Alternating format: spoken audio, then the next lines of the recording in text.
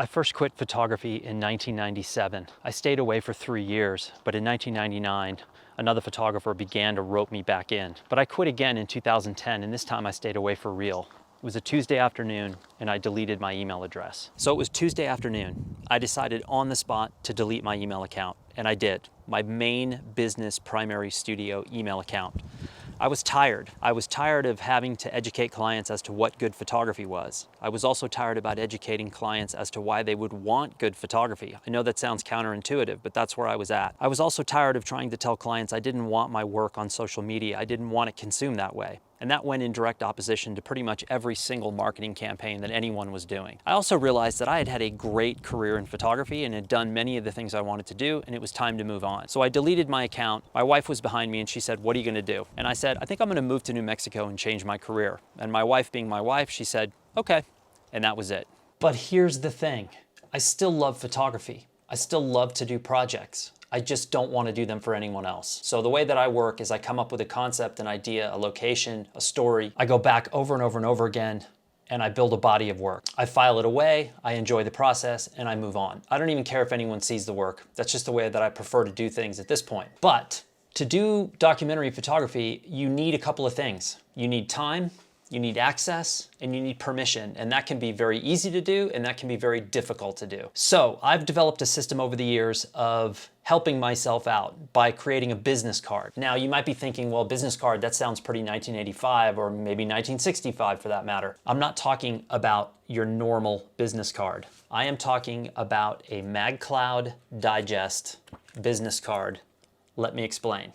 MagCloud? What's MagCloud? So MagCloud is like a sister, brother, cousin, uncle business that's part of Blurb, parallel to Blurb, etc. It doesn't really matter. MagCloud is another company that allows you to create a variety of different kinds of publications. Things like posters, tabloids, flyers, magazines, and my favorite, the Digest. The Digest is a 5¼ by 8¼ softcover only, one paper type only, publication. Why is this so good? Number one, I love the aspect ratio.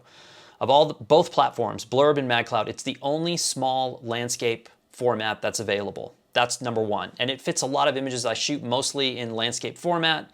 So aspect ratio wise, it fits my 35mm really well. Number two, it is dirt cheap. If you go on the MagCloud site, magcloud.com, and you check out the pricing, your jaw will go from here, normal jaw position, to down here somewhere. It's incredibly inexpensive to make these publications. Number three, what I like, the printing on these is gorgeous. I've never heard someone complain about MagCloud printing, myself included. I've made a myriad of these things over the years, etc. But point number four is the most important thing, how I use this artifact. I use it like you would use a business card. However, I only pull this thing out and I give it only to those people that I actually really want to work with. So let's say that I'm in the field and I find somebody that I want to work with and they say, "Who are you and what are you doing here?" This happens all the time. Now I have a couple of options. I can say, well, I'm a documentary photographer and I do long-term projects and stories and blah, blah, blah, and I can try to explain what it means to be a documentary photographer.